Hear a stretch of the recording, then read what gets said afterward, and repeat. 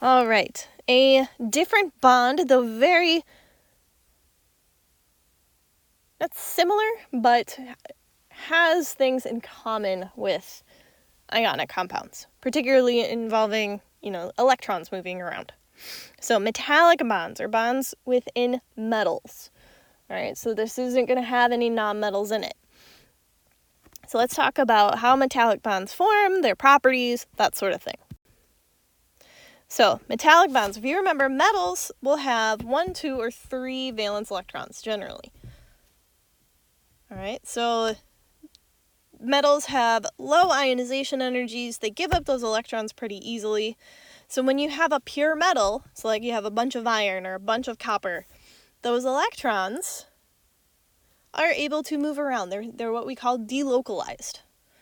All right, so these electrons, they're not stuck next to each of these atoms. They can move around. All right, maybe this guy moves over here. And, at any given time, these guys are floating around within these molecules. All right, so we call that a sea of electrons. So a metallic bond is metal atoms associated with each other so that their electrons can freely roam or form that sea of electrons.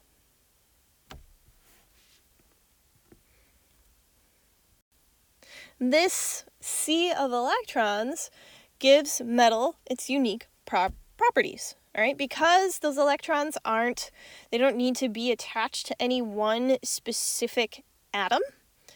That is what gives metals the ability to be malleable. So you can change their shape, or ductile, where you can pull them into thin strings, or, but they also maintain attractions that cause high melting points. All right.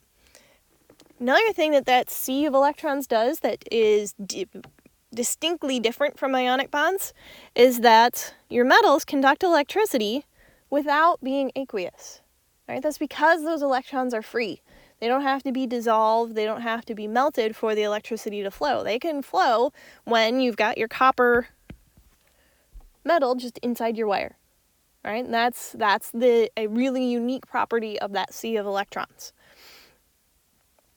All right? So that sea of electrons makes it so that you can bend and shape the metal without breaking the substance apart, and that you can conduct electricity without it being dissolved or melted. But it still maintains, hard structure, high melting points, things like that.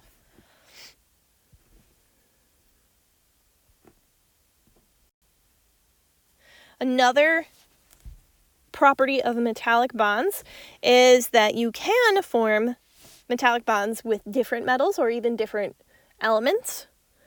And that will alter the properties of the metal in some way. So, like, for example, sterling silver. All right, a lot of silverware is made out of sterling silver instead of plain silver because you still get the glossy, beautiful color of silver, but adding a little bit of copper, all right, so intermixing some copper metal in there makes it so that the strength of the silverware is stronger. It doesn't tarnish as badly. All right, so that enhances the qualities that are useful to us so that we can use the silver as a tool. All right.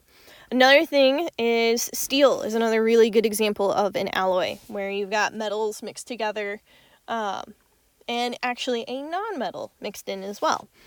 So steel is made primarily from iron and carbon. There's some other metals. As time has gone on, more has been added to it. But the true benefit of adding things to iron is the addition of the carbon in steel. Because iron, you probably know, rusts really easily, right? Which makes it a very not useful tool in metallurgy, because if your stuff starts to rust, it's going to break and it's not going to work. So when they figured out that if they mixed some carbon into the iron, they were able to prevent that rusting. All right, and iron, as far as metal goes, is a much cheaper metal than, say, copper or silver or gold or something like that. So when they were able to interweave carbon into the iron metallic bonds and remove that rust factor, it made metalworking a lot cheaper and a lot easier to do. And that's why steel is in all sorts of things. Building structures, railways, things like that. So here is a sample question that'll get you to kind of use the properties of your ionic bonds and your metallic bonds to answer. All right, which of the following would shatter if you hit it with a hammer? All right, so we're talking, if something shatters when it hits with a hammer, it's brittle. All right, it's not malleable. I feel like I spelled that wrong. All right, so that should, in your mind, it's like, okay, so this being brittle means that's like a salt or an ionic compound. All right, not malleable means it's not a metallic bond. All right, so going through our list here, all right, sodium chloride happens to be the quintessential salt, table salt. All right, so this is ionic. Fe is pure metal, so that's going to be a metallic bond. Bronze, if you didn't know what that is, I think it's copper and tin in an alloy, so that's going to be another metallic bond.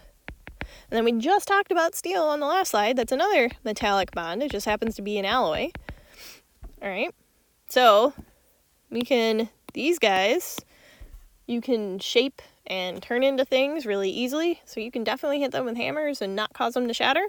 But ionic bonds, we know, are very brittle, and if you were to take a block of salt and hit it with a hammer, it would fall apart.